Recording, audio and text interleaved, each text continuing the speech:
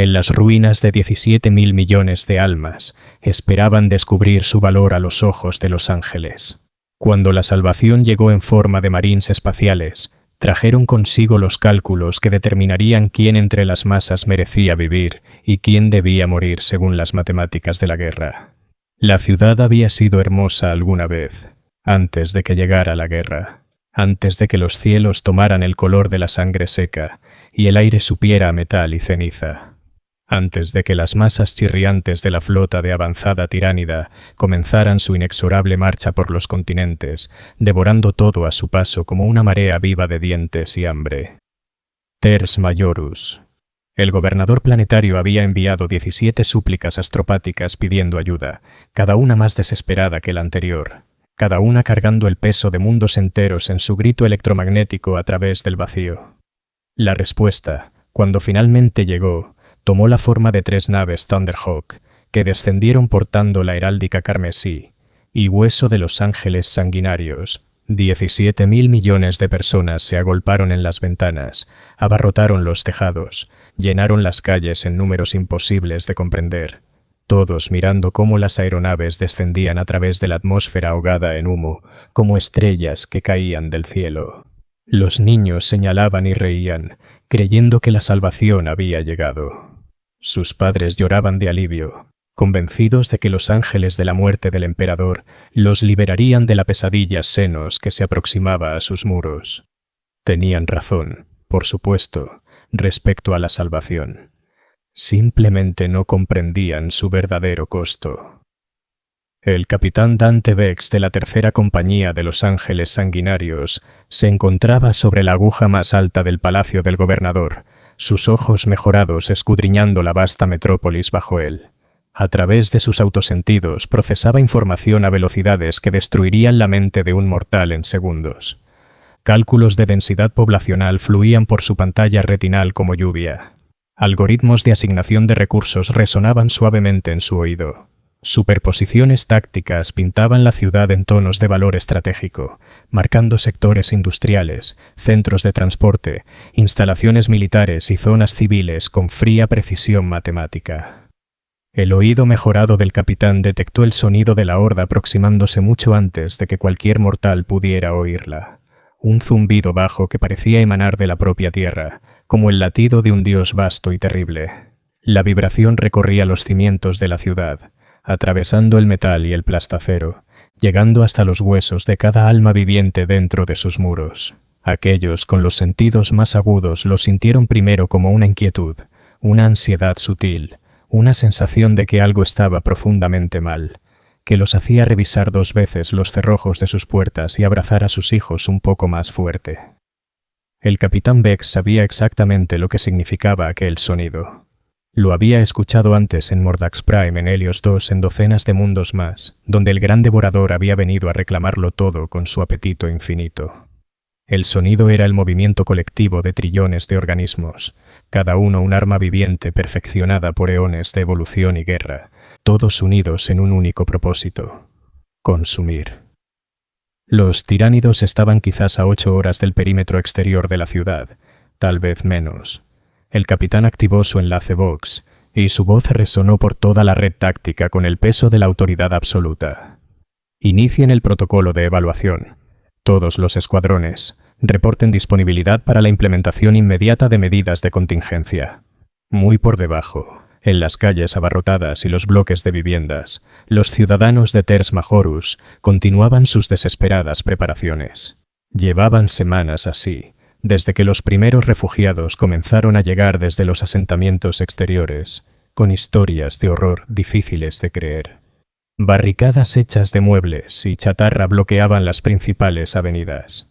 Las fuerzas de defensa civil, formadas apresuradamente por restos de la Fuerza de Defensa Planetaria y milicias voluntarias, custodiaban los puestos de control con rifles láser que apenas sabían usar. Los centros de distribución de alimentos operaban sin descanso, tratando de estirar los menguantes suministros entre una población desplazada que no dejaba de crecer. En los campos de refugiados que se habían alzado en los parques y plazas, las familias se apiñaban alrededor de fogatas hechas con restos rotos, compartiendo historias, oraciones y las escasas raciones que podían conseguir.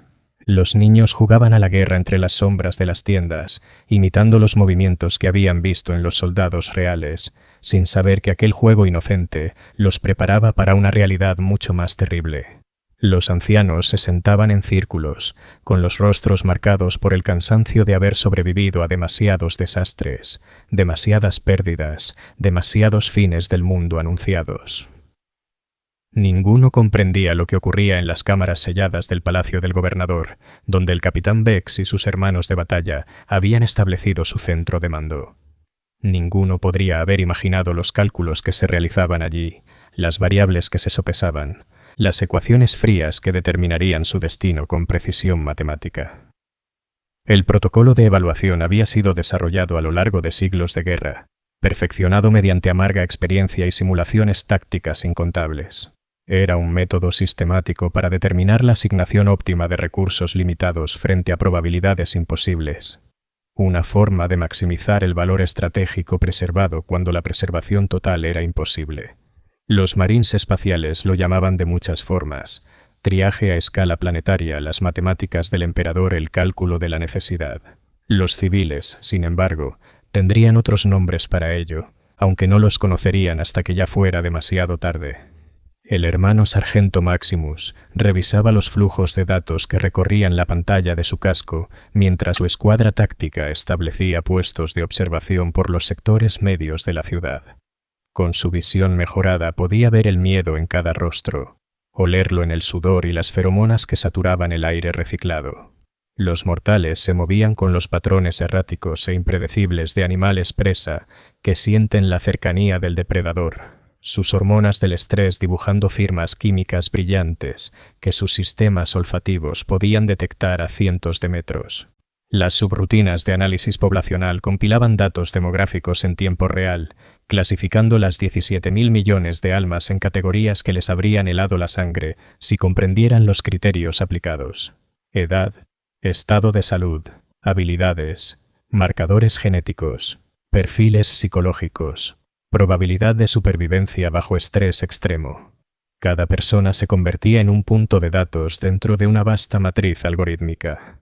Sus vidas enteras reducidas a probabilidades estadísticas y coeficientes de asignación de recursos. El box del sargento crepitó con los informes de los equipos de observación dispersos por el enjambre urbano. Sector 77 con posicionamiento defensivo óptimo. Integridad estructural al 82%. Densidad poblacional dentro de parámetros aceptables. Zona industrial 12. Mantiene plena capacidad operativa. Eficiencia laboral por encima del estándar. Bloque residencial 49 muestra signos de agitación civil. Recomiendo intervención inmediata si se activan los protocolos de preservación. Cada informe añadía una capa más al cuadro táctico que el capitán Bex y su equipo de mando estaban construyendo. La ciudad estaba siendo diseccionada, analizada y catalogada con la misma precisión metódica que los astartes aplicaban a cada aspecto de la guerra. Cada calle se convertía en una posible zona de muerte o posición defensiva. Cada edificio era evaluado por su valor estratégico, su integridad estructural y su capacidad para albergar personal o recursos valiosos. Cada persona era medida por su potencial contribución al esfuerzo bélico, su posibilidad de supervivencia y su lugar dentro de la intrincada jerarquía de necesidad que gobernaba toda decisión táctica. En los niveles más profundos del palacio, el Tecnomarín Kareth se conectaba directamente con los sistemas cognitivos centrales de la ciudad. Sus apéndices mecánicos se acoplaban a los puertos de datos con la eficiencia pulida de la costumbre. Su conciencia mejorada se fusionaba con los espíritus máquina de la infraestructura urbana, permitiéndole acceder a información que ningún administrador mortal podría haber compilado ni en una docena de vidas. Los esquemas de la red eléctrica fluían por la conciencia del Tecnomarín como ríos de luz. Los sistemas de distribución de agua se proyectaban ante él en pantallas holográficas tridimensionales. Las redes de transporte, los conjuntos de comunicaciones, las instalaciones de manufactura, todo formaba parte de su percepción expandida. Las cuerdas vocales aumentadas del Tecnomarín emitían el característico canto binario mientras se comunicaba con los espíritus máquina, solicitando informes de estado y diagnósticos con la reverencia que se debía a inteligencias artificiales tan antiguas y nobles. Los cogitadores de la ciudad respondían con torrentes de datos que habrían abrumado a cualquier mente humana, pero que Core procesaba con la misma facilidad con que otros respiraban. Registros poblacionales, inventarios de recursos, calendarios de producción, bitácoras de mantenimiento, archivos criminales, bases de datos médicas, expedientes educativos, historiales de servicio militar, resultados de exámenes genéticos, perfiles psicológicos. Cada ciudadano de Tersus Majorus existía dentro de esos flujos de información, sus vidas catalogadas con un detalle exhaustivo por el aparato de vigilancia que era el inevitable acompañante de toda existencia civilizada en el Imperio. El Tecnomarín podía acceder a certificados de nacimiento y defunción, evaluaciones fiscales y de lealtad, historiales médicos y sanciones disciplinarias, logros profesionales y vínculos sociales. Podía rastrear linajes por generaciones, analizar predisposiciones genéticas a enfermedades o inestabilidad psicológica, calcular métricas de productividad y patrones de consumo de recursos. Toda esa información regresaba al capitán Vex, que permanecía inmóvil en la cámara más alta del palacio, su mente sobrehumana procesando los datos tácticos con la fría eficiencia de una máquina de guerra construida para ese propósito. La horda tiránida se encontraba ya a menos de 6 horas de distancia, lo bastante cerca para que su oído mejorado distinguiera los tipos de criaturas dentro del coro insectoide colectivo. Millones de Gaunts, sus garras raspando el rocrete mientras escalaban los obstáculos, el paso pesado de los guerreros con sus bioarmas preparándose para el combate, y el sonido inconfundible de los carnifex titanes biológicos cuyas pisadas causaban temblores sísmicos menores que se registraban en los sensores de seguridad del palacio. Los hermanos de batalla del capitán esperaban sus órdenes con la paciencia y disciplina que eran su derecho de nacimiento. Lo habían visto realizar cálculos similares en otros mundos. Habían sido testigos de las terribles matemáticas de la supervivencia escritas en sangre y fuego. Confiaban plenamente en su juicio, sabiendo que cualquier decisión que tomara se basaría en siglos de experiencia táctica y en la lógica implacable de la necesidad militar. Pero confianza y comprensión eran cosas muy distintas. Incluso entre los astartes había algunos que luchaban contra las implicaciones del protocolo de evaluación, algunos cuya mente mejorada se rebelaba ante el cálculo utilitario que reducía las vidas humanas a variables estadísticas. Aquellos marines espaciales aprendían a suprimir tales dudas, a disciplinar sus pensamientos con el mismo rigor con el que disciplinaban sus cuerpos, a aceptar que el bien mayor a veces exigía sacrificios que ninguna conciencia individual podía soportar con facilidad. El capitán Vex no sentía tal conflicto interno. Su adoctrinamiento había sido completo. Su condicionamiento, absoluto. Comprendía con claridad perfecta que el sentimentalismo era enemigo de la eficiencia, que los lazos emocionales podían comprometer el pensamiento claro necesario para las decisiones tácticas óptimas. Las 17.000 millones de almas bajo él no eran personas en ningún sentido reconocible para ellas mismas. Eran recursos, variables dentro de una ecuación compleja, activos que debían preservarse o sacrificarse según la necesidad estratégica. La primera fase del protocolo de evaluación consistía en determinar la población máxima defendible de la ciudad. No se trataba simplemente de calcular cuántas personas podían caber físicamente dentro del perímetro urbano, sino de cuántas podían sostenerse, protegerse y utilizarse eficazmente bajo condiciones de asedio. Reservas de comida y agua, suministros médicos, munición, combustible. Todos esos factores debían equilibrarse frente a la duración proyectada del conflicto y las tasas esperadas de bajas tanto civiles como militares. El análisis del Tecnomarine Core indicaba que los recursos de la ciudad podían sostener aproximadamente 4.000 millones de personas durante los 6 meses estimados de asedio, asumiendo protocolos de racionamiento estándar y tasas de mortalidad aceptables por enfermedad y desnutrición. Esta cifra suponía una distribución óptima de recursos, cooperación civil total con las directrices militares y ninguna interrupción significativa de la infraestructura existente durante el conflicto. La realidad matemática era dura e implacable. 17.000 millones de almas dentro de los muros de la ciudad. Solo 4.000 millones podían sobrevivir. La diferencia, 13.000 millones de personas representaba un drenaje de recursos que, de continuar, pondría en riesgo la supervivencia de aquellos considerados más valiosos desde el punto de vista estratégico. El capitán Bex revisó el análisis con el mismo profesionalismo desapasionado con que habría examinado un informe de municiones o un registro de mantenimiento. Los números eran hechos, simples puntos de datos a incorporar en su planificación táctica. El costo humano, las tragedias individuales, las familias destrozadas y los sueños perdidos eran abstracciones fuera del alcance de sus cálculos. Eran consideraciones emocionales, y la emoción no tenía lugar en la lógica pura de la guerra.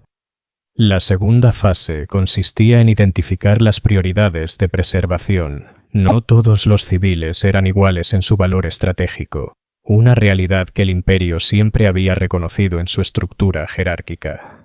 El protocolo formalizaba esas distinciones en un sistema de clasificación aplicable a diferentes escenarios de combate y grupos poblacionales. En el nivel más alto estaban aquellos individuos cuyas habilidades y conocimientos eran irreemplazables o críticamente importantes para el esfuerzo bélico. Tecnosacerdotes e ingenieros superiores que comprendían los requisitos de mantenimiento de los sistemas vitales de infraestructura. Oficiales militares experimentados y suboficiales veteranos capaces de liderar fuerzas de defensa civil. Profesionales médicos preparados para tratar tanto dolencias comunes como heridas de combate exóticas, y obreros especializados del manufactorum que pudieran adaptar las líneas de producción para apoyar la campaña militar. Estos individuos recibirían máxima protección y asignación prioritaria de recursos. Su supervivencia sería la prioridad por encima de toda otra consideración. Serían trasladados a las instalaciones más seguras de la ciudad, equipados con los mejores suministros disponibles y, de ser necesario, se les asignarían escoltas personales. Sus familias también obtendrían un estatus elevado, tanto como incentivo psicológico para su cooperación continua como por la necesidad práctica de mantener la moral entre el personal crítico. El siguiente nivel incluía a aquellos cuyas habilidades, aunque valiosas, no eran irreemplazables. Personal administrativo capaz de gestionar operaciones logísticas complejas, educadores que pudieran mantener programas básicos de entrenamiento para auxiliares civiles, especialistas en comunicaciones capaces de operar y mantener equipos Vox bajo condiciones de combate, y obreros calificados cuyas destrezas pudieran adaptarse a los requerimientos de manufactura militar. Estas personas recibirían protección y recursos estándar, sus necesidades cubiertas en la medida en que los suministros lo permitieran sin comprometer la seguridad de los individuos de mayor prioridad. Serían alojados en sectores designados con defensas adecuadas, equipados para su propia protección y asignados a funciones específicas dentro del plan defensivo general.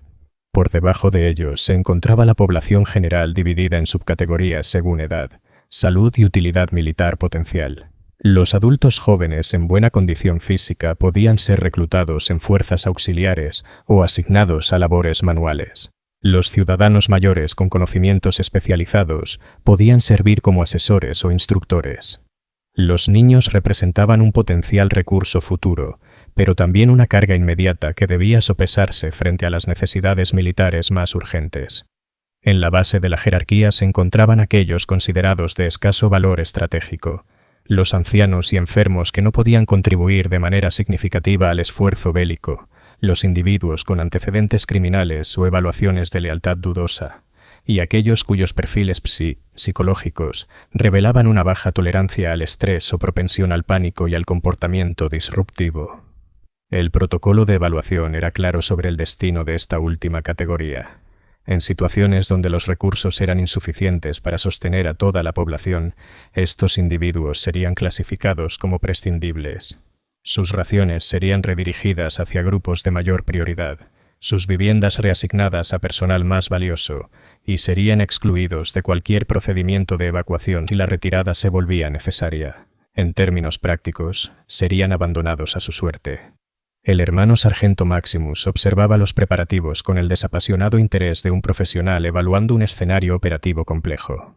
Su escuadra táctica había sido asignada para supervisar la implementación de los protocolos de preservación en los sectores medios de la ciudad, donde residía la mayoría de la población trabajadora calificada. Los mortales se movían con creciente desesperación a medida que los rumores se propagaban por las calles abarrotadas, aunque ninguno comprendía realmente lo que ocurría. El primer indicio llegó cuando el personal administrativo comenzó a realizar nuevos censos poblacionales, recorriendo las viviendas con tablillas de datos y haciendo preguntas detalladas sobre ocupaciones, habilidades, vínculos familiares y estado de salud.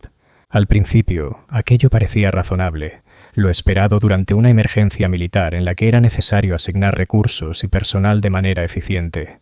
Pero con el paso de las horas, comenzaron a surgir patrones que llenaron de un temor frío y creciente a los más observadores.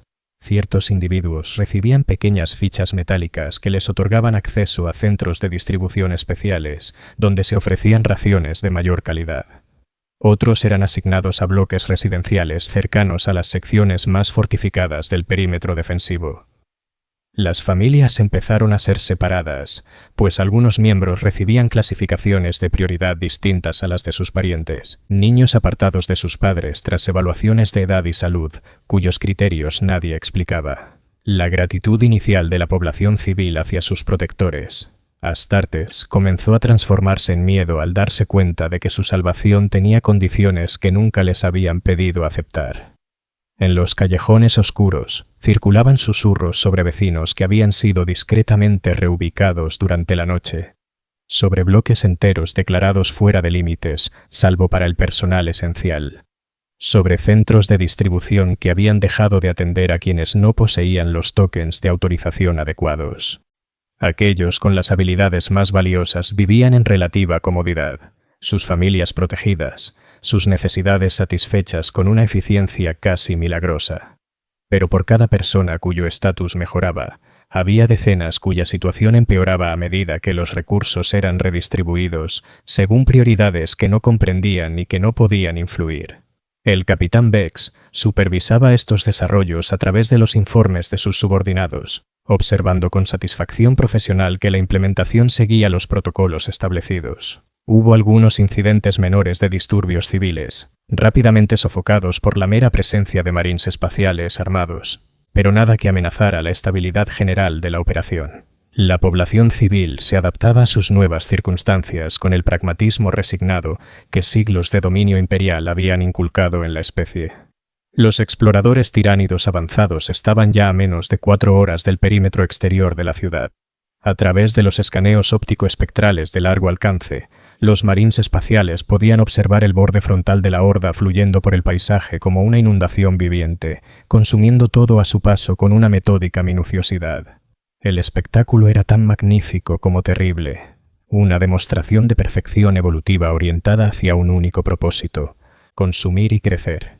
Las criaturas individuales eran imposibles de distinguir dentro de la masa, pero las imágenes térmicas revelaban la composición general de la fuerza que se aproximaba.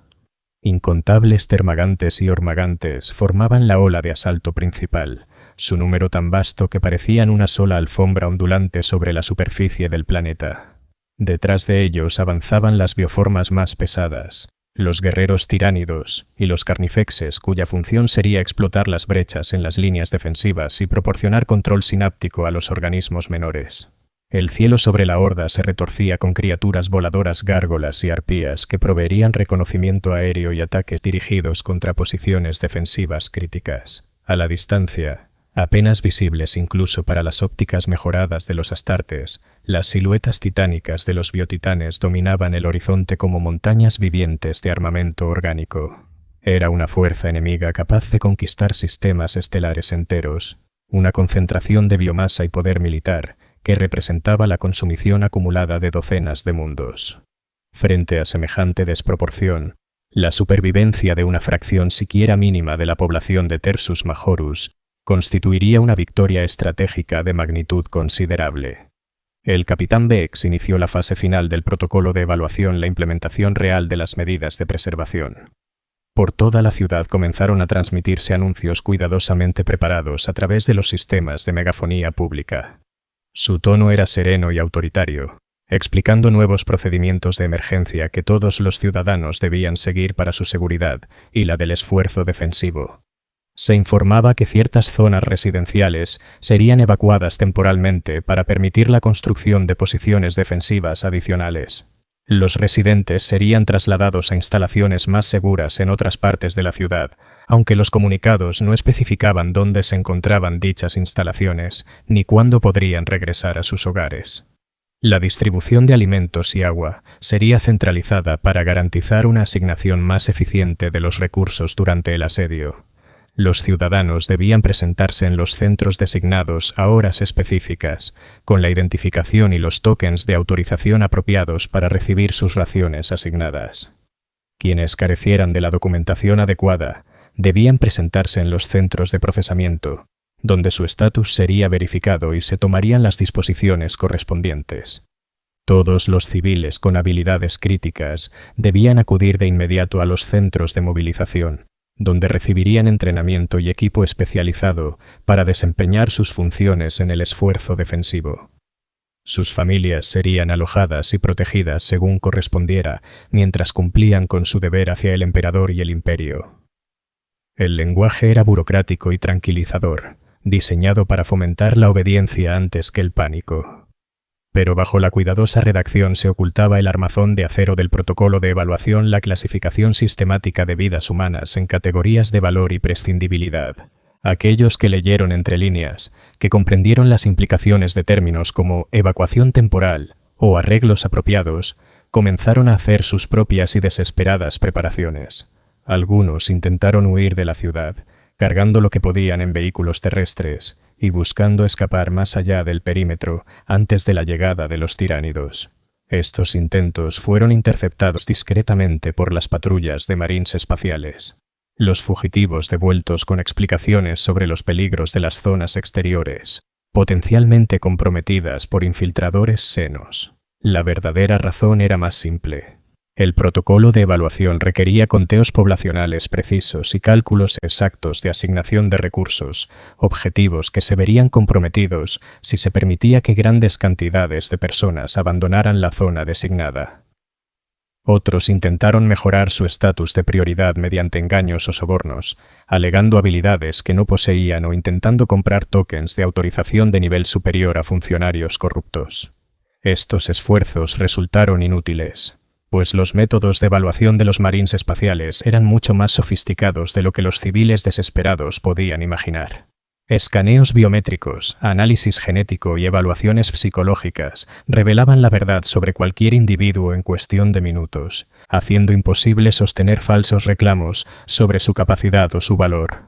Algunos comprendieron la verdadera naturaleza de lo que estaba ocurriendo y trataron de organizar movimientos de resistencia, reuniendo grupos de individuos dispuestos a no aceptar el destino que se les había asignado dentro de la jerarquía de preservación. Esos intentos fueron detectados y neutralizados con la misma eficiencia clínica que los astartes aplicaban a toda forma de problema táctico.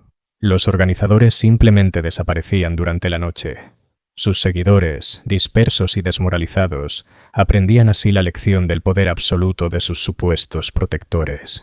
El hermano sargento Maximus dirigió personalmente una de esas intervenciones. Su escuadra táctica avanzó por las calles oscuras con la precisión silenciosa de depredadores alfa, acechando a su presa. El objetivo era un antiguo coronel de la Fuerza de Defensa Planetaria que intentaba reunir resistencia civil en los sectores industriales, difundiendo ideas peligrosas sobre las verdaderas intenciones de los marines espaciales e incitando a otros a desafiar los protocolos de preservación. La operación se completó en cuestión de minutos. El objetivo fue extraído de su escondite y trasladado a una instalación segura para interrogatorio y procesamiento.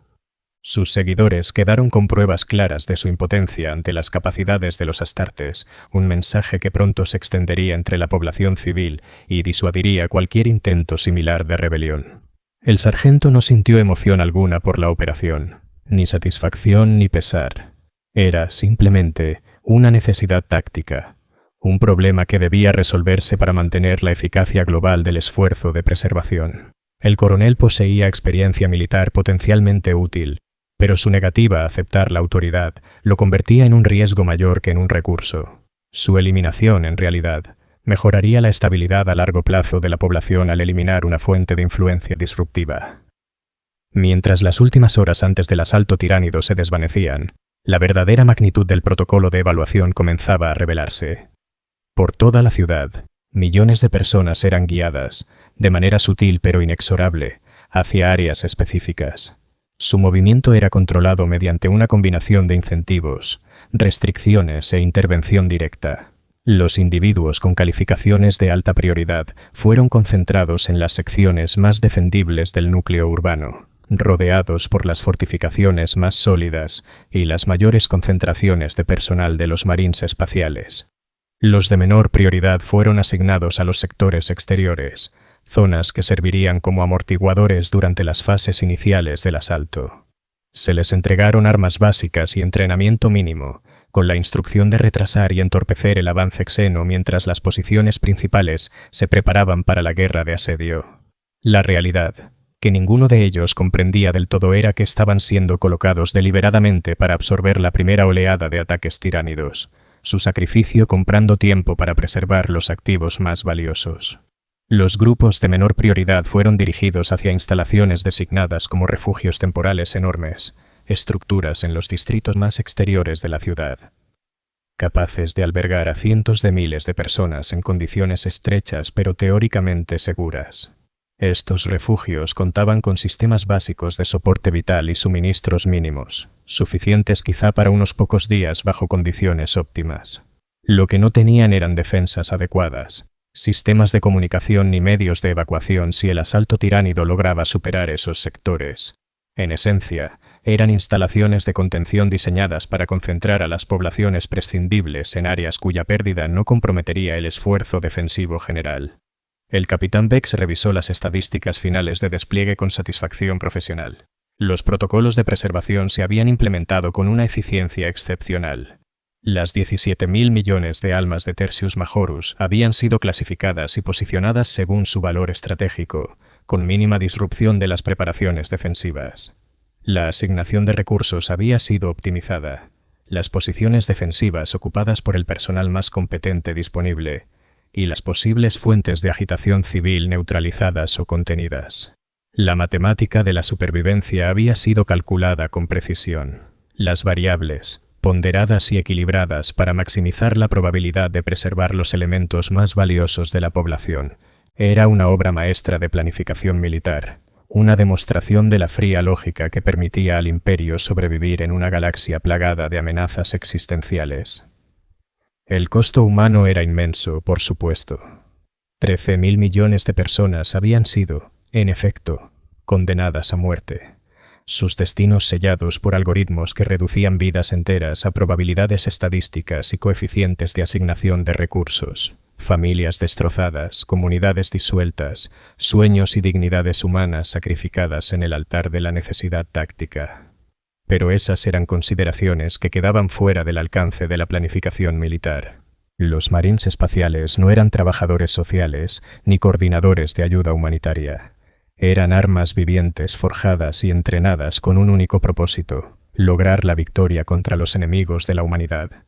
Si esa victoria exigía decisiones difíciles y sacrificios dolorosos, se tomarían sin vacilación ni arrepentimiento.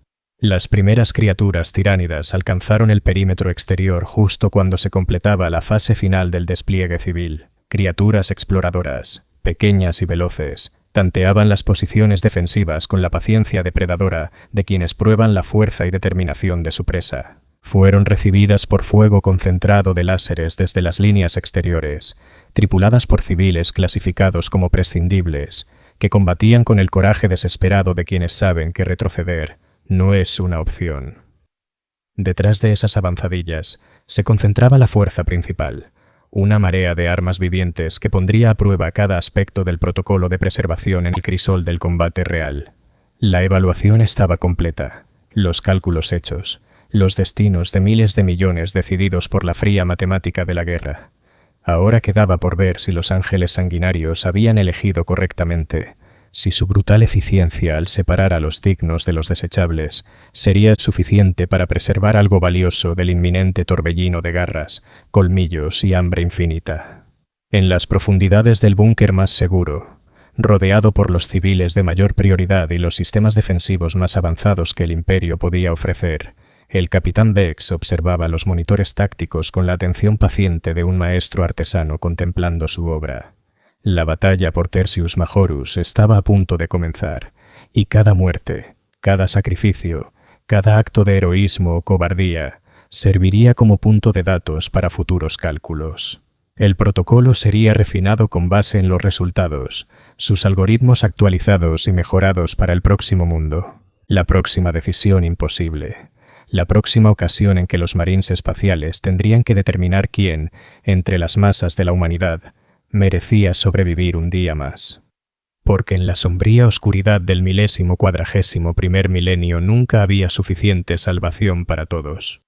Siempre alguien, en algún lugar, tendría que hacer los cálculos que decidirían quién viviría y quién moriría en nombre del emperador. El sonido del fuego de armas resonó por toda la ciudad mientras las líneas exteriores entraban en combate con la primera oleada de asalto tiránido. A lo lejos, el rugido característico de los vólteres se mezclaba con los gritos inhumanos de los senos moribundos, creando una sinfonía de violencia que continuaría durante días o semanas, hasta que uno de los bandos alcanzara la victoria total. 17.000 millones de almas habían esperado para descubrir su valor a los ojos de los ángeles. Ahora, mientras la batalla comenzaba con toda su fuerza, aprenderían si los cálculos de los marines espaciales serían suficientes para preservar lo que pudiera ser salvado del apetito sin fin del gran devorador. La evaluación estaba completa. La prueba de fuego había comenzado. El hermano sargento Maximus se encontraba sobre un puesto de observación reforzado en el sector 12, observando a través de la óptica mejorada de su casco cómo la primera oleada de hormagantes chocaba contra el perímetro defensivo exterior como una marea de cuchillas vivientes. Los defensores civiles de esas posiciones habían recibido fusiles láser y entrenamiento básico, pero nada podría haberlos preparado realmente para enfrentarse al horror del gran devorador en combate abierto. A través de su enlace Vox, Maximus escuchaba sus voces llenas de pánico pidiendo apoyo, munición, asistencia médica, cualquier cosa que les permitiera resistir unos minutos más. Algunas solicitudes fueron denegadas según las prioridades de asignación de recursos, otras fueron atendidas con lo mínimo necesario, suficiente para mantener la línea funcional sin comprometer operaciones más estratégicamente importantes en otras zonas de la ciudad. El oído mejorado del sargento podía distinguir voces individuales dentro del caos, identificar a civiles específicos por sus patrones vocales y sus firmas emocionales. Allí estaba Marcus Venn, un administrativo de nivel medio cuya solicitud de celdas de energía adicionales había sido aprobada porque su posición controlaba un punto de estrangulamiento demasiado costoso de recuperar si caía. Allí estaba Sarah Chen, una técnica médica cuya desesperada petición de evacuación había sido clasificada como de baja prioridad, porque su sector estaba marcado como territorio prescindible. Cada voz representaba una vida humana, un individuo único, con historia personal, relaciones, miedos y sueños. La memoria mejorada del sargento podía acceder a sus perfiles de evaluación completos, recordar cada detalle de sus datos, sus evaluaciones de habilidad, sus clasificaciones de prioridad. Sabía que Marcus tenía 2 hijos en la zona residencial de alta seguridad, que Sarah se había ofrecido como voluntaria para el servicio médico en primera línea, a pesar de su baja calificación de combate, y que ambos probablemente estarían muertos en unas pocas horas, cuando el avance tiránido aplastara sus posiciones. Ese conocimiento no lo afectaba más que un informe meteorológico o un registro de mantenimiento de equipo. Su condicionamiento había sido diseñado precisamente para suprimir ese tipo de respuestas emocionales, preservando la claridad psicológica necesaria para una toma de decisiones tácticas óptima. Las bajas individuales eran inevitables en cualquier operación militar, pérdidas aceptables que ya habían sido calculadas y contabilizadas dentro del marco estratégico general.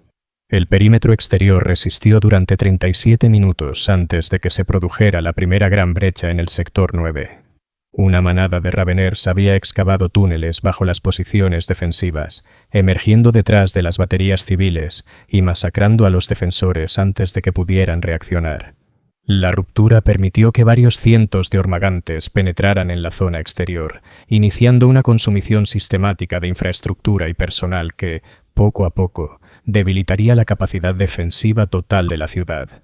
El capitán Vex observaba estos acontecimientos a través de la red táctica, registrando la hora y el lugar de cada ruptura con la misma atención que podría haber dedicado al estudio de un manual técnico complejo. Se esperaba que el perímetro exterior cayera dentro de la primera hora de asalto sostenido.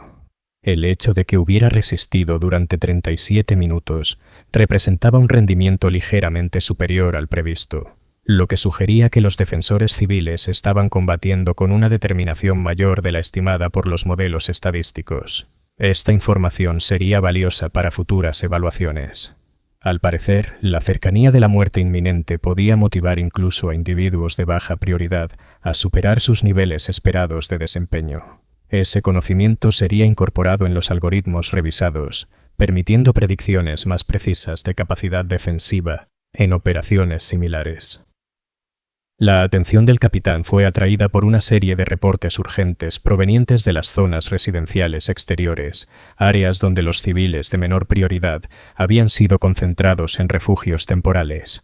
Estas enormes estructuras habían sido diseñadas para albergar a cientos de miles de personas en condiciones que cumplían los requisitos mínimos de sostenibilidad, manteniéndolos fuera del camino de las operaciones defensivas más importantes. Desafortunadamente, los tiránidos habían identificado esas instalaciones como ricas fuentes de alimento. Las naves biológicas en órbita habían estado realizando escaneos detallados desde su llegada, mapeando concentraciones de materia orgánica con la misma minuciosidad con que los humanos mapeaban recursos estratégicos. Los refugios aparecían en sus sensores como balizas luminosas, enormes acumulaciones de biomasa reunidas convenientemente en posiciones estáticas. 3 biotitanes Trigon emergieron desde redes de túneles subterráneos directamente bajo el complejo de refugios más grande. Sus formas colosales estallaron a través del suelo con un efecto devastador. Los sistemas defensivos mínimos fueron sobrepasados en segundos, dejando atrapados a cientos de miles de civiles en una estructura que se había convertido en su tumba. Sus gritos saturaron los canales de comunicación de emergencia, súplicas desesperadas de evacuación que no podían ser atendidas, pues ningún recurso había sido asignado para tales contingencias. El capitán Bex escuchó estos informes con el mismo desapego profesional que aplicaba a toda información de combate. La pérdida del complejo de refugios había sido anticipada como un desenlace probable, incluido desde el principio en las proyecciones de bajas para la primera fase del asedio. Los civiles contenidos allí habían sido clasificados como prescindibles desde el inicio, y sus muertes servían a un propósito estratégico: desviar recursos tiránidos, lejos de objetivos más valiosos. Que sus últimos momentos estuvieran llenos de terror y desesperación era lamentable, pero irrelevante. Las guerras no se ganaban con sentimentalismo ni con consideraciones humanitarias. Se ganaban tomando las decisiones difíciles que permitían preservar lo que podía ser preservado y sacrificar lo que debía ser sacrificado por el bien mayor. En los sectores residenciales de alta prioridad la situación era marcadamente diferente. Estas áreas habían sido reforzadas con los mejores sistemas defensivos disponibles, tripuladas por personal cuidadosamente seleccionado con experiencia probada en combate, y equipadas con suficientes suministros para soportar condiciones de asedio prolongado. Cuando las fuerzas tiránidas intentaron sondear esas posiciones, se encontraron con fuego concentrado de armas pesadas, contraataques coordinados de escuadras tácticas de marines espaciales y medidas defensivas diseñadas específicamente para contrarrestar las tácticas seno de guerra biológica. El contraste era brutal e intencionado. Los ciudadanos con altas calificaciones de evaluación se encontraban en posiciones tan seguras como la ingeniería militar podía ofrecer. Su seguridad era prioritaria por encima de toda otra consideración. Sus hijos asistían a escuelas de emergencia en búnkeres reforzados, instruidos por educadores seleccionados por su capacidad para mantener la moral y los estándares educativos bajo estrés extremo. Sus necesidades médicas eran atendidas por los practicantes más experimentados disponibles, utilizando equipos y suministros reservados exclusivamente para el personal crítico. Estos pocos afortunados vivían en condiciones que, aunque austeras en tiempos de paz, representaban lujo comparado con el destino de quienes habían sido considerados desechables. Comían raciones de alta calidad. Dormían en entornos climatizados protegidos por múltiples capas defensivas y recibían actualizaciones regulares sobre el progreso de la batalla. Informes cuidadosamente diseñados para mantener su confianza en el éxito del esfuerzo defensivo. Lo más importante, nunca se les decía la verdad. Nunca se les informaba de los millones de compatriotas que morían para comprar tiempo y recursos para su preservación. El protocolo de evaluación incluía estrictas medidas de control de información diseñadas para impedir que ese tipo de conocimiento llegara a los individuos de alta prioridad. La moral entre el personal crítico era, en sí misma, un recurso estratégico que podía verse comprometido por una exposición innecesaria a verdades difíciles. El hermano apotecario Sanguis recorría las instalaciones médicas de alta prioridad, supervisando la salud y el estado psicológico de la población preservada con la misma minuciosidad con que mantenía la preparación de combate de sus hermanos de batalla. Sus sentidos mejorados detectaban con precisión niveles de hormonas del estrés, deficiencias nutricionales y los primeros signos de colapso psicológico, lo que le permitía prescribir tratamientos e intervenciones antes de que los problemas afectaran la eficacia individual. El trabajo era sorprendentemente complejo, pues exigía no solo conocimientos médicos avanzados, sino también una comprensión sofisticada de la psicología y las dinámicas sociales humanas. Muchos de los civiles preservados experimentaban culpa por su estatus privilegiado, preocupación por amigos y familiares relegados a categorías de menor prioridad y ansiedad general por el curso de la batalla que rugía en torno a ellos. Estas emociones debían manejarse con cuidado para evitar que se transformaran en trastornos más graves que comprometieran la productividad o la moral general. El apotecario empleaba una combinación de intervenciones farmacológicas, terapia guiada y control de información cuidadosamente calibrado para mantener condiciones psicológicas óptimas entre los preservados. Se administraban medicamentos ansiolíticos a quienes mostraban signos de estrés agudo. Las sesiones de terapia grupal permitían procesar experiencias dentro de entornos estructurados, donde facilitadores entrenados dirigían las conversaciones lejos de temas potencialmente desestabilizadores. Los informes regulares ofrecían información seleccionada sobre el progreso militar, enfatizando los avances positivos y minimizando los retrocesos o las bajas. Era un sistema integral para mantener los recursos humanos en condiciones óptimas, tan sofisticado como cualquier protocolo de mantenimiento de equipo, y considerablemente más difícil de aplicar. El apotecario sentía un orgullo profesional al mantener a la población preservada funcionando a niveles óptimos a pesar del estrés extremo de sus circunstancias. Fuera de las zonas protegidas, la batalla por Tertius Majorus continuaba con intensidad creciente. El asalto tiránido había evolucionado más allá de los simples ataques frontales, incorporando maniobras tácticas sofisticadas que demostraban la creciente comprensión del enjambre sobre las estrategias defensivas humanas. Los biobarcos coordinaban ataques orbitales de precisión, dirigidos a nodos de infraestructura específicos con el objetivo de interrumpir la distribución de energía, las redes de comunicación y los sistemas de transporte que sostenían las defensas de la ciudad. Criaturas voladoras realizaban reconocimientos aéreos, identificando puntos débiles en el perímetro defensivo y transmitiendo la información a las fuerzas terrestres mediante la red sináptica que conectaba a todos los organismos tiránidos en una sola inteligencia coordinada. En cuestión de horas, los ataques comenzaron a concentrarse en esas posiciones vulnerables con una precisión quirúrgica, demostrando la capacidad del enjambre para aprender y adaptarse a las condiciones del campo de batalla. Las poblaciones civiles de nivel medio, aquellas consideradas lo bastante valiosas para ser preservadas, pero no lo suficiente como para recibir protección total, soportaron el peso de esta estrategia adaptativa. Sus posiciones defensivas ocupaban el espacio crucial entre las zonas exteriores desechables y el núcleo interior fuertemente fortificado, convirtiéndose en los objetivos principales de las fuerzas tiránidas que buscaban abrirse paso hacia el corazón de la ciudad. Estos civiles luchaban con un coraje desesperado, sabiendo que retirarse significaba abandonar su papel asignado dentro de la jerarquía de preservación. Se les había dicho que su sacrificio era necesario por el bien mayor, que su voluntad de resistir en terreno disputado permitiría proteger activos más valiosos del avance xeno.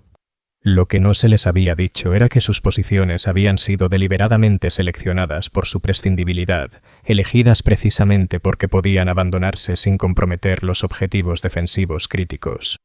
La cabo Elena Voss de las Fuerzas Auxiliares Civiles se agazapaba detrás de una barricada improvisada en el sector 15. Su rifle láser ardía por el fuego continuo mientras oleada tras oleada de hormagantes se estrellaban contra su posición. Su unidad había mantenido el mismo cruce durante 6 horas, observando cómo sus números se reducían sin cesar, mientras las municiones escaseaban y las bajas aumentaban. Había solicitado refuerzos 4 veces por la Red Box, y cada petición fue respondida con promesas de apoyo que jamás se materializaron. A través del humo y el caos, podía ver las siluetas inconfundibles de marines espaciales en los sectores adyacentes, sus enormes figuras moviéndose con precisión letal mientras eliminaban amenazas seno con aterradora eficacia. Pero ninguno se desplazó para ayudarla, a pesar del valor táctico evidente del cruce que defendía.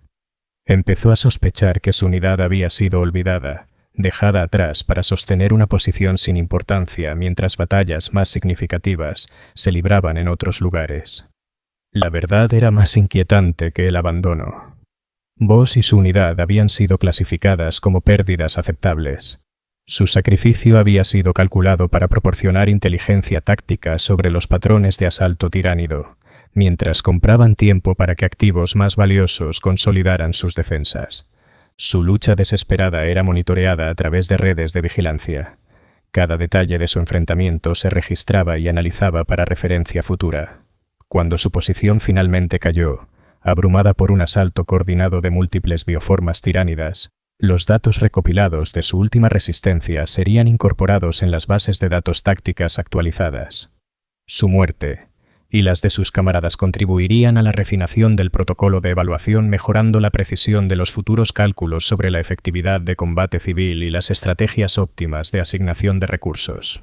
El hermano sargento Maximus observaba la caída del sector 15 desde el visor táctico de su casco, anotando el momento y los detalles con interés profesional. Los defensores civiles habían rendido un desempeño ligeramente mejor del previsto. Resistieron 6 horas y 14 minutos bajo asalto sostenido, un 8% por encima de las predicciones estadísticas. Esa información sería valiosa para calibrar futuras estimaciones defensivas. Su memoria mejorada almacenó automáticamente los detalles del enfrentamiento, archivándolos junto a miles de otras observaciones tácticas acumuladas a lo largo de siglos de guerra. Cada batalla añadía comprensión sobre la dinámica del combate. Cada sacrificio ofrecía nuevos datos que perfeccionaban su capacidad para evaluar con precisión las capacidades militares y las necesidades de asignación de recursos. No sentía ninguna emoción ante la muerte de los civiles, ni satisfacción ni pesar. Habían cumplido su función asignada dentro de la estrategia defensiva general, y su sacrificio contribuía a objetivos que superaban con mucho sus destinos individuales. El protocolo de evaluación había determinado su utilización óptima, y ellos habían actuado dentro de los parámetros aceptables hasta la conclusión inevitable de su papel. Esa era la naturaleza de la guerra a la escala que exigía la supervivencia del imperio. Las vidas individuales, por preciosas que pudieran parecer a quienes las vivían, eran en última instancia recursos desechables dentro del gran cálculo de la preservación de la especie. Los marines espaciales comprendían esta verdad con total claridad, sus mentes mejoradas libres de los apegos emocionales que nublaban el juicio de los mortales. Cuando el asedio entró en su segundo día, el verdadero alcance de la implementación del protocolo comenzó a hacerse evidente para los civiles más perceptivos. La población de la ciudad estaba siendo clasificada y consumida sistemáticamente, según jerarquías de prioridad, establecidas mucho antes de que los primeros organismos tiránidos alcanzaran el perímetro exterior. La doctora Elizabeth Hawthorne, científica senior clasificada como alta prioridad por su experiencia en xenobiología, comenzó a comprender la naturaleza real de su situación mientras trabajaba en los laboratorios seguros dentro del núcleo defensivo. Su tarea consistía en analizar muestras biológicas tiránidas capturadas, buscando debilidades que las fuerzas humanas pudieran explotar. Era un trabajo considerado lo bastante crucial como para justificar una protección excepcional.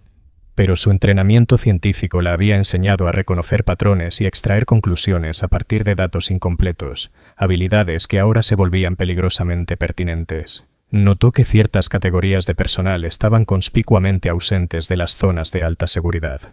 Observó la asignación sistemática de recursos y suministros, siguiendo principios que parecían no guardar relación directa con las necesidades militares inmediatas. Comenzó a sospechar que ella y sus colegas no estaban simplemente siendo protegidos, sino preservados según criterios que trataban las vidas humanas como activos estratégicos, más que como individuos dignos de consideración. Esa comprensión creciente la llenó de una profunda sensación de culpa y complicidad, una violación de todos los principios de dignidad y responsabilidad moral que alguna vez había defendido. Estaba viva y a salvo, porque otros, igualmente merecedores de protección, habían sido declarados prescindibles por cálculos en los que nunca participó.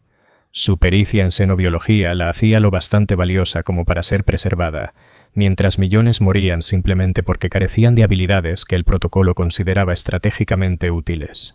Ese conocimiento era casi insoportable, pero estaba atrapada en circunstancias que no ofrecían ninguna alternativa significativa.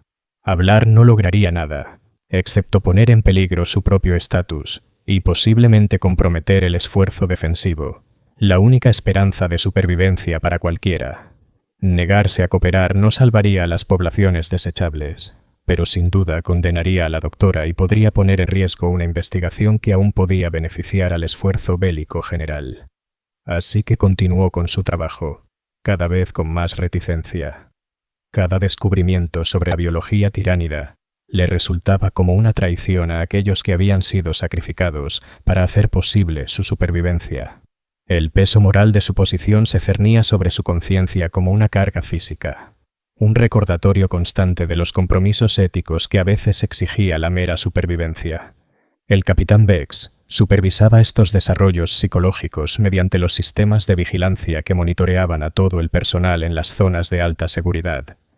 El estado emocional de la doctora Hawthorne se mantenía dentro de los parámetros normales para individuos que experimentaban estrés moral relacionado con su condición de preservados. Su productividad seguía siendo alta, pese a su angustia psicológica, lo que indicaba que podía continuar con sus asignaciones sin necesidad de intervención inmediata. Si su condición llegaba a deteriorarse al punto de afectar su efectividad, existían protocolos médicos para tratar el problema. Las intervenciones farmacológicas podían modificar la química cerebral para reducir las respuestas emocionales que interfirieran con el rendimiento óptimo. Las técnicas de reacondicionamiento psicológico ayudaban a los individuos a desarrollar perspectivas más adecuadas sobre su papel y responsabilidades. En los casos extremos, los procedimientos de modificación de memoria podían eliminar recuerdos problemáticos y reemplazarlos por contenidos mentales más apropiados. Estas medidas se consideraban mantenimiento rutinario, no muy distinto a reparar una máquina o actualizar un sistema informático. La conciencia humana era simplemente otro tipo de tecnología que, de vez en cuando, requería ajustes para mantener la máxima eficiencia operativa. El protocolo de evaluación incluía directrices detalladas para gestionar estas intervenciones, asegurando que el personal crítico permaneciera productivo sin importar sus reacciones personales ante las circunstancias de su preservación. La atención del capitán fue desviada por una serie de informes tácticos urgentes procedentes de los sectores defensivos exteriores. El asalto tiránido se había intensificado significativamente a medida que más recursos de los biobarcos se destinaban a la campaña terrestre. Masivos biotitanes, Carnifex, estaban enfrentándose directamente a las posiciones defensivas de nivel medio, sus sistemas de artillería viviente lanzando proyectiles orgánicos capaces de perforar incluso las estructuras reforzadas de hormigón blindado. Formaciones voladoras tiránidas habían establecido superioridad aérea sobre gran parte de la ciudad, sus enjambres abrumando las defensas antiaéreas limitadas que protegían los sectores civiles. Sin cobertura aérea, las fuerzas terrestres quedaban vulnerables a ataques coordinados que podían llegar desde cualquier dirección con escaso o ningún aviso. Lo más preocupante era que la mente enjambre parecía haber identificado el patrón de implementación del protocolo de evaluación. Las fuerzas tiránidas estaban concentrando sus ataques en los objetivos de alto valor buscando eliminar los activos estratégicamente más importantes en lugar de consumir biomasa indiscriminadamente. Esto sugería un nivel de sofisticación táctica que no había sido previsto en los cálculos defensivos iniciales. Las implicaciones eran inquietantes. Si los tiránidos podían identificar y atacar las poblaciones prioritarias con precisión, toda la base del protocolo de evaluación podía quedar comprometida.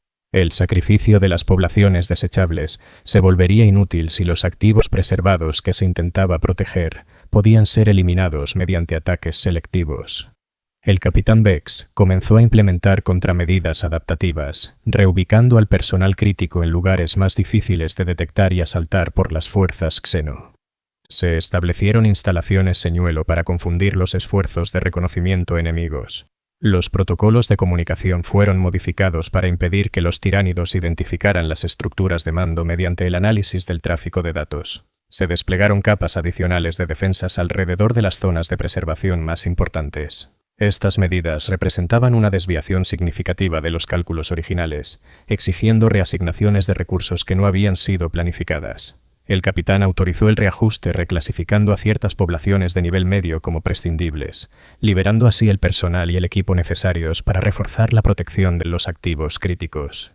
La decisión se tomó sin consulta ni notificación a los afectados, quienes descubrirían su nuevo estatus solo cuando los suministros y el apoyo dejaran de llegar a sus posiciones.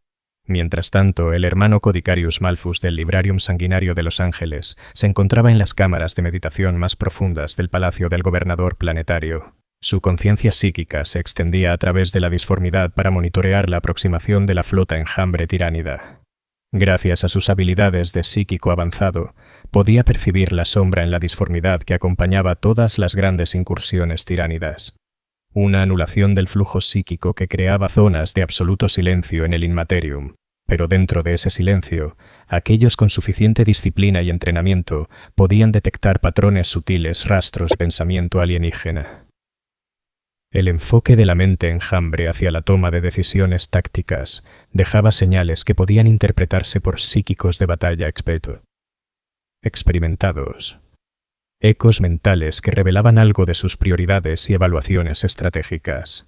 Lo que Malfus percibió con sus sentidos extendidos por la disformidad lo llenó de una inquietud creciente sobre la eficacia real de su estrategia defensiva. Los tiránidos no solo buscaban consumir la biomasa de Tertius Majorus, estaban estudiando los patrones defensivos humanos, aprendiendo a reconocer las estructuras lógicas que regían el pensamiento militar imperial. El protocolo de evaluación, con su categorización sistemática y su asignación racional de recursos, estaba generando exactamente el tipo de comportamiento predecible que la inteligencia de enjambre estaba diseñada para explotar. Cada decisión tomada según las pautas del protocolo producía datos que los tiránidos podían analizar y contrarrestar.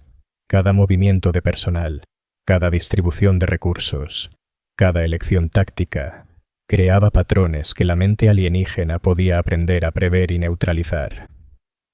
La misma eficiencia sistemática que hacía efectivo al protocolo también lo volvía vulnerable frente a un enemigo capaz de procesar y responder a la información táctica a velocidades sobrehumanas. El Codicarius transmitió sus preocupaciones a través de la red psíquica de mando, sus pensamientos convertidos en advertencias cargadas de urgencia. El capitán Bex recibió la información con su habitual atención profesional, pero comprendió de inmediato sus implicaciones. Si el protocolo estaba comprometiendo la eficacia defensiva al crear patrones predecibles, sería necesario introducir modificaciones para mantener la viabilidad táctica. El desafío era complejo. Las mismas estructuras sistemáticas que hacían eficiente el protocolo eran las que permitían su funcionamiento a escala planetaria. Habría que introducir elementos aleatorios para interrumpir la capacidad de análisis tiránida. Las asignaciones de recursos deberían incluir elecciones deliberadamente ineficientes, carentes de propósito estratégico, con el único fin de confundir las evaluaciones del enemigo. Los movimientos de personal tendrían que incorporar inconsistencias planificadas, sacrificando la colocación óptima a cambio de una imprevisibilidad táctica. Estos cambios, sin embargo, reducirían la eficacia general del esfuerzo de preservación, incrementando las tasas de bajas, tanto entre las poblaciones prescindibles como entre las críticas. Pero la alternativa era una transparencia táctica total que permitiría a la mente enjambre predecir y contrarrestar cada aspecto de su estrategia defensiva con resultados potencialmente catastróficos. El capitán Bex autorizó la implementación de los protocolos de aleatorización, aceptando la pérdida de eficiencia como un costo necesario para mantener la viabilidad estratégica. Las matemáticas de la supervivencia se volvían cada vez más complejas, requiriendo cálculos que equilibraran múltiples variables, de manera que desafiaban incluso las capacidades cognitivas mejoradas de los astartes. Las primeras medidas de aleatorización se aplicaron durante el tercer día del asedio, cuando las fuerzas tiránidas alcanzaron las posiciones defensivas de nivel medio y comenzaron su asalto sistemático sobre el perímetro secundario de la ciudad. Sin aviso ni explicación, ciertos individuos de alta prioridad fueron reasignados a posiciones de menor seguridad, mientras que algunas poblaciones previamente clasificadas como prescindibles fueron trasladadas a instalaciones mejor protegidas. Estos cambios violaban la estructura lógica del protocolo de evaluación, creando inconsistencias aparentes que confundieron tanto a los civiles afectados como a los marines espaciales de menor rango encargados de ejecutarlas. Familias que habían sido separadas por sus clasificaciones de prioridad se encontraron inesperadamente reunidas, mientras otras descubrieron que sus condiciones mejoradas se habían revertido sin razón aparente. El impacto psicológico de estos cambios fue severo, socavando la sensación de previsibilidad y justicia que había permitido a muchos aceptar su papel dentro de la jerarquía de preservación. Las personas comenzaron a sospechar que sus destinos eran determinados por decisiones arbitrarias, no por criterios racionales de evaluación, lo que generó mayor ansiedad y redujo la cooperación con las directivas militares. Sin embargo, los beneficios tácticos se hicieron evidentes casi de inmediato. Los patrones de ataque tiránidos, que habían mostrado una precisión creciente en la identificación de posiciones de alto valor, se volvieron menos enfocados a medida que la mente enjambre luchaba por identificar patrones coherentes en las defensas humanas. La efectividad de los ataques disminuyó, ya que las fuerzas Seno se encontraban enfrentando objetivos menos importantes de lo que su análisis había previsto. La aleatorización introdujo caos en ambos bandos, reduciendo la eficiencia de las operaciones defensivas humanas, pero degradando al mismo tiempo la capacidad táctica de los tiránidos. Era una aceptación deliberada del caos como recurso estratégico, un sacrificio de rendimiento a cambio de imprevisibilidad táctica. La doctora Elizabeth Hawthorne experimentó los efectos de la aleatorización en carne propia cuando fue abruptamente trasladada de su laboratorio seguro a una estación de investigación ubicada en uno de los sectores en disputa. La explicación oficial hablaba de necesidades tácticas y redistribución de recursos, pero ella comprendió que su reasignación era una introducción deliberada de ineficiencia en el sistema de preservación. Su nuevo destino era mucho más peligroso, con una protección mínima y líneas de suministro inciertas. Las instalaciones eran primitivas en comparación con las que había dejado atrás, reduciendo significativamente su capacidad para contribuir al análisis xenobiológico que había justificado su estatus prioritario. La reasignación contradecía toda lógica militar, pero al poco tiempo percibió los efectos. Los ataques tiránidos sobre centros de investigación se habían vuelto menos precisos y efectivos. Antes, las fuerzas Seno habían mostrado una habilidad casi sobrenatural para identificar los puntos científicos más valiosos.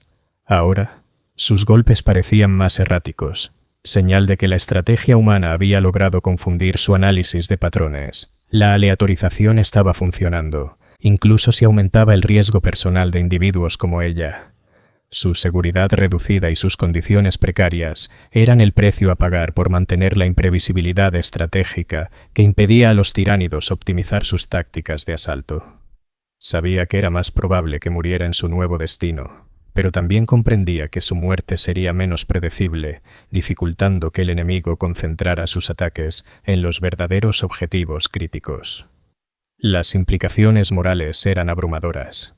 El protocolo de evaluación había clasificado las vidas humanas según su valor estratégico, pero ahora incluso ese orden sistemático estaba siendo deliberadamente corrompido por elementos aleatorios diseñados para confundir a una inteligencia alienígena. Las personas ya no morían porque sus vidas se consideraran inútiles, sino porque sus muertes eran útiles para generar patrones más difíciles de analizar y contrarrestar. Pese a ello, la doctora continuó su trabajo con determinación sombría, consciente de que su investigación seguía siendo importante a pesar del peligro creciente. El conocimiento que obtenía sobre la biología tiránida podía aún contribuir a la eficacia defensiva, aunque su supervivencia fuera ahora una variable sacrificable en una ecuación táctica que escapaba a su control. El asedio entró en su cuarto día con tasas de bajas que superaban todas las proyecciones iniciales. Los protocolos de aleatorización habían conseguido interrumpir el análisis táctico tiránido, pero al costo de degradar la eficiencia defensiva humana hasta niveles que amenazaban la viabilidad global del esfuerzo de preservación.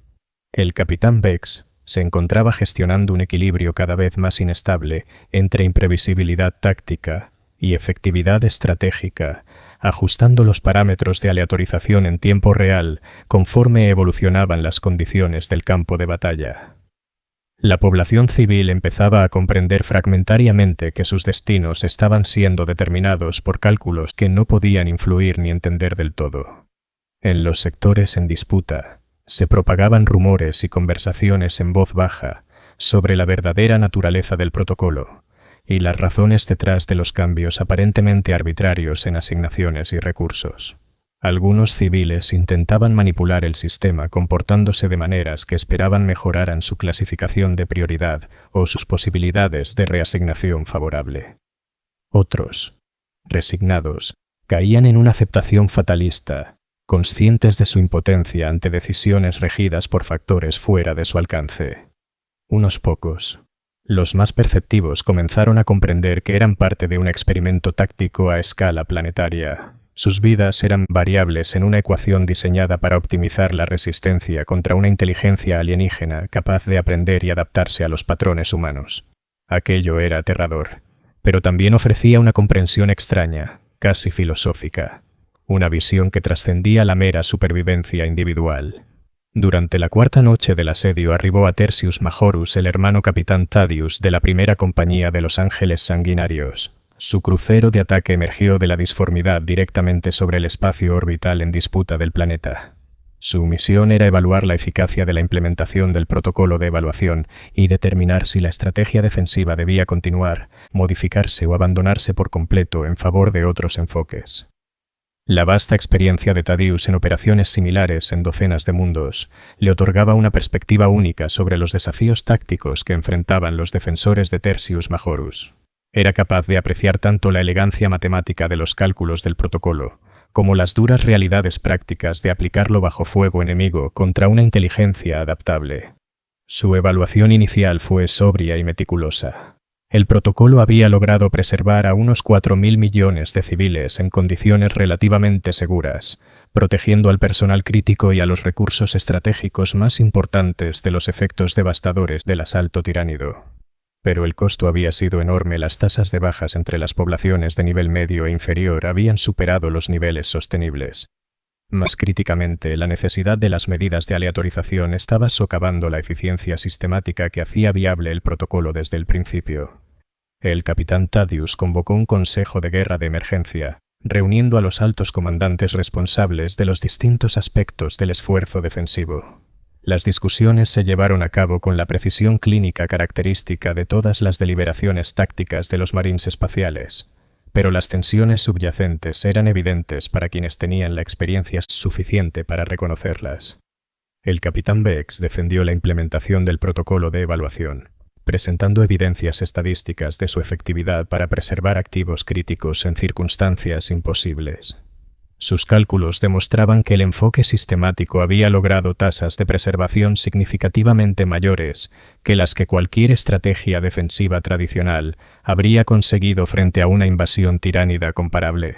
El hermano Codicarius Malfus aportó inteligencia psíquica que indicaba que la mente enjambre continuaba adaptando sus tácticas, aprendiendo incluso a contrarrestar las medidas de aleatorización que inicialmente habían perturbado su capacidad de análisis de patrones. Advirtió que serían necesarias más modificaciones para mantener la efectividad defensiva, cambios que probablemente requerirían desviaciones aún mayores de las estrategias óptimas de asignación de recursos. El Tecnomarine Corith presentó evaluaciones de infraestructura que mostraban que la capacidad defensiva de la ciudad se estaba degradando más rápido de lo previsto, con sistemas críticos fallando bajo la tensión de las operaciones de combate sostenido. Sus proyecciones indicaban que un colapso total de la defensa ocurriría en 6 días, a menos que se realizaran cambios significativos en las prioridades de asignación de recursos. El panorama táctico era claro. El protocolo de evaluación estaba triunfando y fracasando al mismo tiempo, preservando los activos más valiosos mientras consumía recursos a un ritmo imposible de mantener. El sistema que lo hacía efectivo también lo volvía predecible frente a una inteligencia enemiga, capaz de adaptarse más rápido de lo que las respuestas humanas podían evolucionar. El capitán Thaddeus enfrentaba una de esas decisiones que definen la naturaleza del mando de un marín espacial. Continuar con una estrategia que funcionaba pero se volvía cada vez más vulnerable, o abandonar el enfoque sistemático en favor de métodos tácticos menos eficientes pero más sostenibles.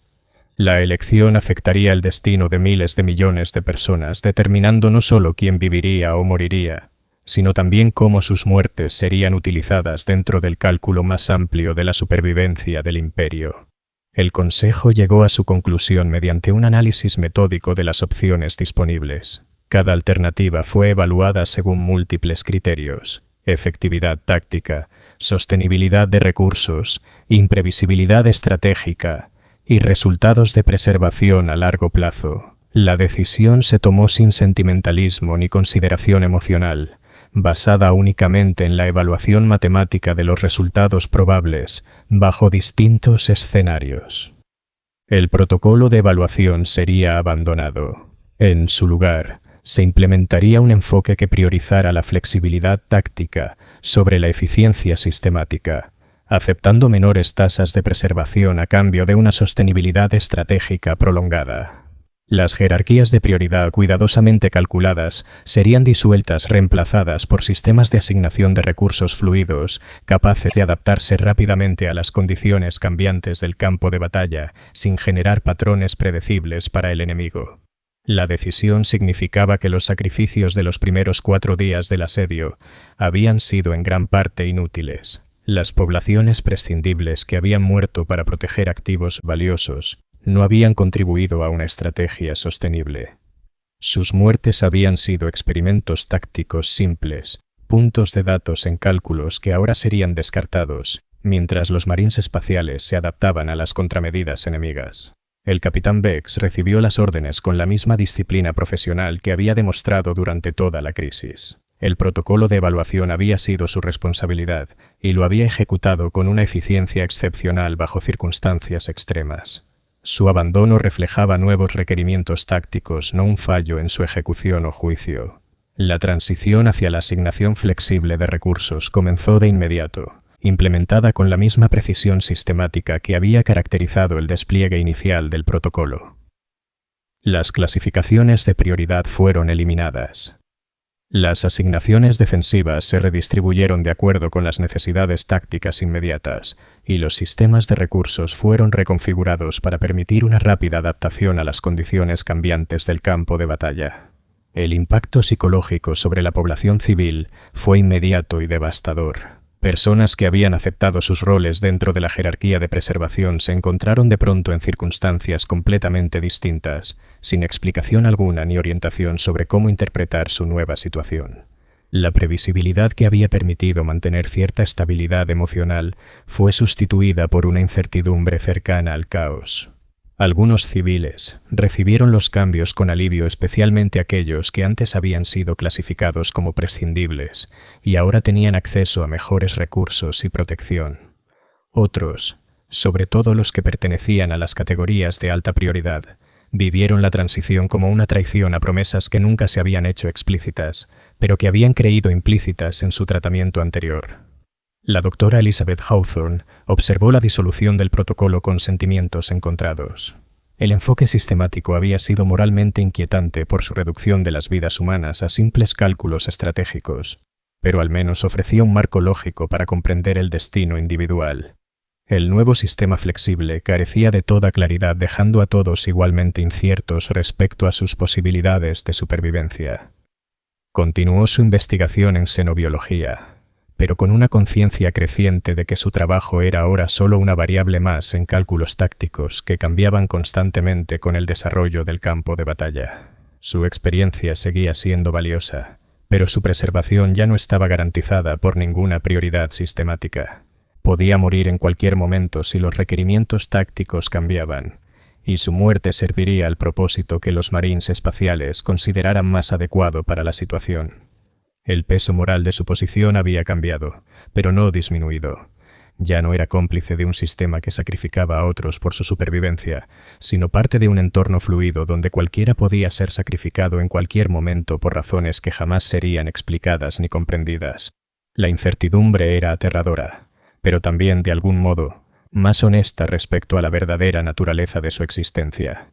El hermano sargento Maximus lideraba su escuadra táctica a través de los sectores medios en disputa, aplicando los nuevos protocolos de asignación flexible, con la adaptabilidad característica de los Astartes. La transición exigía evaluaciones rápidas de las condiciones locales y reasignaciones inmediatas de personal y recursos conforme los requerimientos tácticos cambiaban hora a hora. El trabajo era más difícil que la aplicación sistemática del antiguo protocolo, requiriendo decisiones constantes y adaptación continua a circunstancias imposibles de predecir o planificar. Pero también era más receptivo tácticamente, permitiendo que las defensas evolucionaran con la misma velocidad que los patrones de asalto tiránidos, sin estar limitadas por jerarquías o estructuras de asignación rígidas. Los civiles se habían convertido en activos tácticos desplegados según las necesidades inmediatas en lugar de los planes estratégicos a largo plazo. Cada vida era una pieza móvil dentro de un tablero que cambiaba sin cesar, en una guerra donde la única constante era la adaptación. Sus habilidades, capacidades y probabilidades de supervivencia eran evaluadas de forma continua, con asignaciones y distribución de recursos ajustadas en tiempo real para maximizar la efectividad táctica inmediata. El enfoque era menos eficiente en cuanto al uso de recursos, pero mucho más adaptable a las condiciones cambiantes del campo de batalla que caracterizaban la guerra contra una inteligencia de mente enjambre. El sargento observaba estos cambios con interés profesional, analizando cómo la mayor flexibilidad táctica afectaba tanto el rendimiento humano como los patrones de respuesta tiránidos. El abandono de los métodos sistemáticos parecía degradar la capacidad del enemigo para analizar patrones, pero también reducía la coordinación y la eficiencia general de los esfuerzos defensivos humanos. El intercambio entre previsibilidad y efectividad se desarrollaba en tiempo real, con las bajas de ambos bandos sirviendo como medidas de éxito o fracaso táctico. Cuando el asedio entró en su quinto día, la verdadera magnitud del experimento táctico de los marines espaciales se hizo evidente para quienes tenían suficiente perspectiva para comprenderlo. El protocolo de evaluación nunca había sido concebido como una estrategia defensiva permanente, sino como una parte de un proceso más amplio de adaptación táctica diseñado para identificar los enfoques óptimos en la guerra contra inteligencias colectivas. Los miles de millones de personas que luchaban y morían en Terz Majorus eran participantes involuntarios en un enorme experimento de campo donde sus destinos individuales estaban determinados por la necesidad de probar diferentes métodos de asignación de recursos y toma de decisiones tácticas bajo condiciones de combate reales. El protocolo de evaluación había proporcionado datos sobre enfoques sistemáticos, mientras que su abandono generaba información sobre estrategias de adaptación flexible. Ambos métodos serían evaluados, refinados e incorporados a doctrinas tácticas actualizadas que se aplicarían en otros mundos enfrentados a amenazas similares. El conocimiento obtenido de sus sacrificios beneficiaría a futuras poblaciones, mejorando la capacidad del imperio para resistir incursiones tiránidas gracias a una mejor comprensión de las estrategias óptimas de asignación de recursos en distintos escenarios de combate. La realización era aterradora y reconfortante a la vez. Su sufrimiento servía a un propósito más allá de la mera supervivencia. Contribuía al conocimiento acumulado que podría ayudar a preservar la civilización humana frente a amenazas existenciales.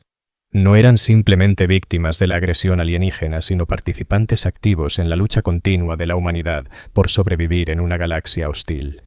El capitán Vex se encontraba nuevamente en la torre más alta del palacio del gobernador planetario, sus sentidos aumentados monitoreando la situación táctica mientras el asedio alcanzaba su fase crucial. La estrategia de asignación flexible mostraba resultados prometedores. La efectividad de los asaltos tiránidos estaba disminuyendo a medida que su capacidad de análisis de patrones se veía perturbada por las respuestas humanas impredecibles. Pero el costo se había vuelto insostenible. Las bajas habían aumentado drásticamente al sacrificar la eficiencia sistemática en favor de la adaptabilidad táctica. El consumo de recursos superaba todas las proyecciones, pues el abandono de los sistemas de priorización había llevado a patrones de asignación caóticos y derrochadores que no podían mantenerse indefinidamente. El capitán empezó a contemplar una posibilidad inquietante: que ambos enfoques estaban fundamentalmente equivocados cuando se aplicaban a una defensa contra una inteligencia de mente enjambre, a esa escala.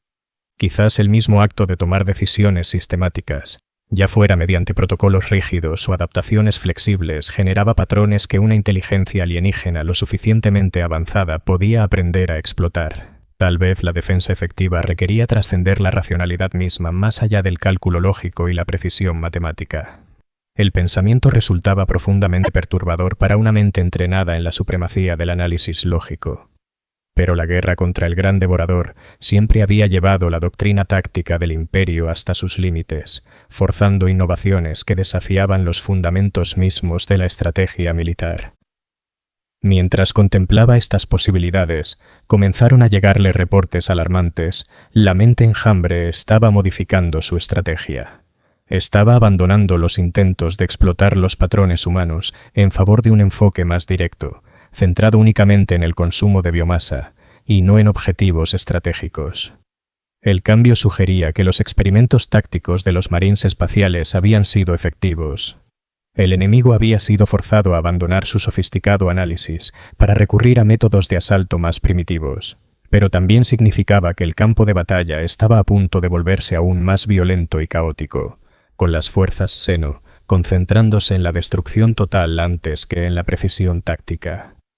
La fase final del asedio estaba por comenzar, y todos los cálculos, protocolos e innovaciones estratégicas de los últimos 5 días serían puestos a prueba en un crisol de violencia absoluta, donde se determinaría si alguna parte de Ters Majorus podría preservarse del hambre infinita del Gran Devorador.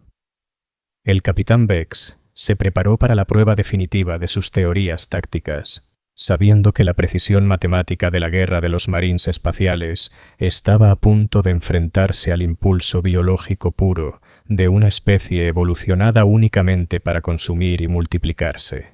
El protocolo de evaluación y su abandono habían sido solo preludios a este momento, cuando todos los métodos sistemáticos serían medidos contra la pregunta fundamental de la existencia: ¿puede la humanidad sobrevivir cuando la razón se enfrenta al instinto? Los 17.000 millones de almas de Ters Majorus esperaban el cálculo final, la última determinación de su valor a los ojos de aquellos ángeles del Imperio que habían reducido sus vidas a variables en ecuaciones que, quizás, ni siquiera ellos comprendían por completo.